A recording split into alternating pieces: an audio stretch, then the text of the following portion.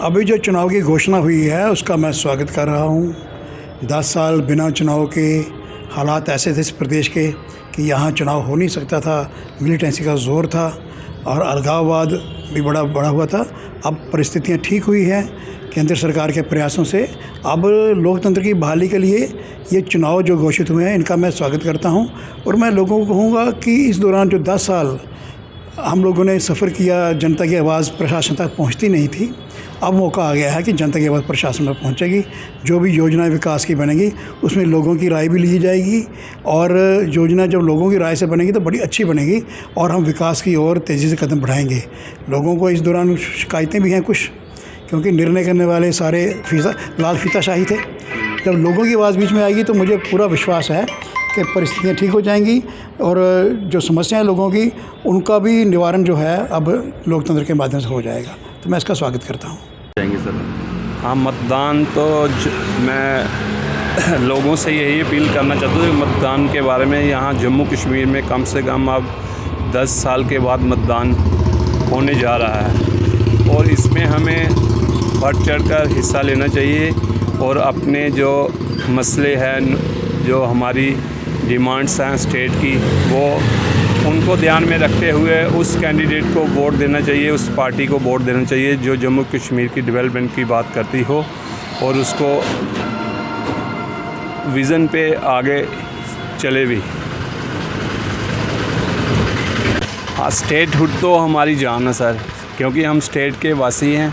अगर स्टेटहुड नहीं होगा तो हमारा 10 साल से हम लोगों को यहाँ पे बहुत ही मुश्किलात हो रही हैं। स्टेटहुड जो डिज़ाल्व किया हुआ है इन्होंने पार्लियामेंट में, जब तक अगर स्टेटहुड नहीं आएगा जम्मू के लोगों को तब तक राहत नहीं मिलेगी।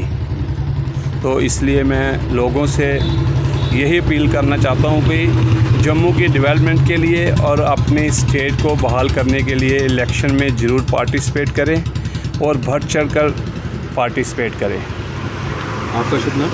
मेरा नाम यशपाल है जी। क्या बिज़नेस करते हो सर? मैं एक स्मॉल स्केल बिजनेसमैन हूँ। ये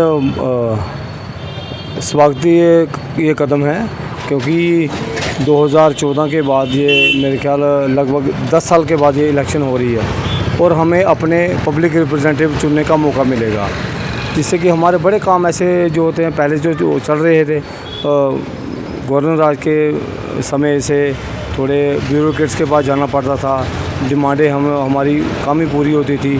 तो ये हमें पब्लिक के लिए ये है कि रिप्रेजेंटेटिव हमारे होने चाहिए। जैसे कॉरपोरेशन हो गई, वो काफ़ी देर से बंद है, वो नहीं हुई है। उसके बाद ये MLA इलेक्शन जो है वो 10 साल के बाद होने हैं और ये हम स्वागती कदम है ये हमारा। आपका शुभ नाम? मैं अमरीक सिंह। क्या काम करते हैं? ये हमारे बिजनेसमैन हूँ, दुकान है हमारी।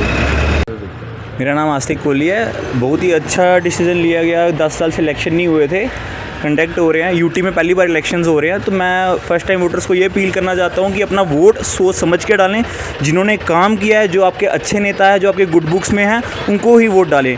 किसी के बातों में आके या किसी पार्टी की बातों में आके वो उनको वोट ना डालें। जो काम करते हैं, जो ग्राउंड वर्कर्स हैं, जो आपको ग्राउंड लीडर्स दिखते हैं, जिन्होंने अपना सहयोग जम्मू के लिए दिया है, उनको वोट डाल के अपना जो वोटर का एक निर्णय है वो आपका एक अच्छा निर्णय होना चाहिए जिस बंदे का वोट डाल रहे हैं। ऐसा है, हम 10 साल से इंतज़ार कर रहे थे इस इलेक्शन का, तो 10 साल के बाद हमें चांस मिल रहा है अभी इलेक्शन के लिए जाने के लिए। तो इधर ब्यूरोक्रेट का राज था,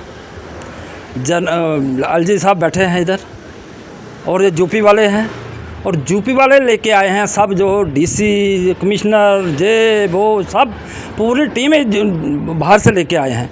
तो जम्मू की फराज चुनने वाला कोई था ही नहीं, समझे ना। तो उसके बाद जब इलेक्शन आई है तो यहाँ पर इलेक्शन होगी, आम आदमी इलेक्शन लड़ेगा, तो उसके बाद जो जीतेगा वो उसके नुमाइंदा बन जाएगा। नुमाइंदा जब बनता है तो आम जनता के लिए बनता है, आम जनता उसके पास जाएगी तो नुमाइंदगी करेगा। तो जो भी फरियाद होगी, जो भी दुख तकलीफ़ होंगी, जो भी होगा तो उसके पास जाएगा। तो इसलिए ये बहुत बढ़िया हुआ और चलो 10 साल के बाद आए तो ठीक है, देखो आगे क्या होता है। अभी इलेक्शन जोरों पे है, 1-2 दिन में फाइनल हो जाएगा, सीटें भी कवर हो जाएंगी, फाइनल हो जाएंगी। तो उसमें पता चल जाएगा कौन कितने पानी में है, कौन कितने पानी में है, तो फिर वो बताया जाएगा। जो भी होगा आमने सामने तो उसको देख लेंगे। तो इसलिए मैं अशोक कुमार, मैं अपनी तरफ से इलेक्शन कमीशन को मुबारकबाद देता हूँ कि उन्होंने 10 साल के बाद जहाँ नाम दिया, टाइम दिया, तो वो बहुत बढ़िया, उनको मैं मुबारकबाद देता हूँ। ओके। क्या व्यवसाय करते हैं आप? मैं बिज़नेस करता हूँ, मेरा दवाइयों का बिज़नेस है।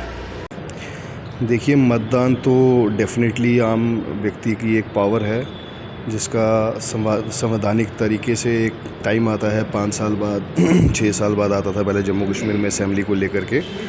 तो ये देश की दिशा और दशा तय करता आया है हमेशा से, जब से देश आज़ाद हुआ। जैसे हम सारे जानते हैं कि कांग्रेस की सरकार रही 60-70 साल, और उनके कार्यकाल में क्या क्या काम हुए। फिर 2014 में जो हमारी ही सी आवाम ने अपने इस मत का अधिकार जो है उसको इस्तेमाल करते हुए एक ताकत से देश की दिशा और दशा बदली, और आदरणीय नरेंद्र मोदी जी की सरकार जो है वो इस देश में आई, और अभी तक आप देखेंगे कि बहुत सारी जो है उपलब्धियां हमें देखने को मिल रही हैं। तो ये जो 10 साल बाद हमारे, आप जैसे आपने कहा कि प्रदेश में जो हमारे चुनाव होने को जा रहे हैं, तो हाँ, एक गैप था, एक गैप बन गया था, एक वैक्यूम बन गया था। ब्यूरोक्रेसी किसी न किसी जगह हावी थी, लोगों के काम नहीं हो पा रहे थे, काफ़ी सारी चीज़ें थी जिनका रिड्रेसल प्रॉपर्ली नहीं हो पा रहा था। और जैसे हमारी स्टेट जब यूटी में बनी तो काफ़ी सारी चेंजेस भी आई, जैसे 890 के करीब हमारे कानून जो हैं वो बदल दिए गए, या हम कहेंगे रिपील हो गए, और कुछ नए कानून जो डायरेक्ट सेंटर के थे, जो पहले यहाँ पे लागू नहीं होते थे, तो वो लागू हो गए। इसी तरीके से हमारे यहाँ पे जो चेंजेस हैं, इन्हें पॉजिटिव वे बहुत अच्छी आई हैं, और मुझे लगता है कि इसका मूल कारण जो है वो ये है कि आम जनता जो है बढ़ चढ़ के जो वोट देती है, और जो मेजॉरिटी पार्टी कोई भी पॉलिटिकल पार्टी हो उसको जिताने का काम करती है, तो उसमें ये बहुत बड़ी एक पावर है। आम जनता इसको एक बहुत ताकत के रूप में लेती है। और मैं एक अपील आपके माध्यम से करना चाहूँगा कि जैसे हमारी वोटिंग अक्सर आपने देखा था इस बार लोकसभा चुनाव में भी किसी किसी जगह 75% 70% रही, तो मैं ये अपील करूँगा कि ये 100% जो है चुनाव होना चाहिए, बढ़ चढ़ के हर एक व्यक्ति को जो है इसमें भाग लेना चाहिए। आपका शुभ नाम? कर्नव शर्मा, एडवोकेट हूँ मैं।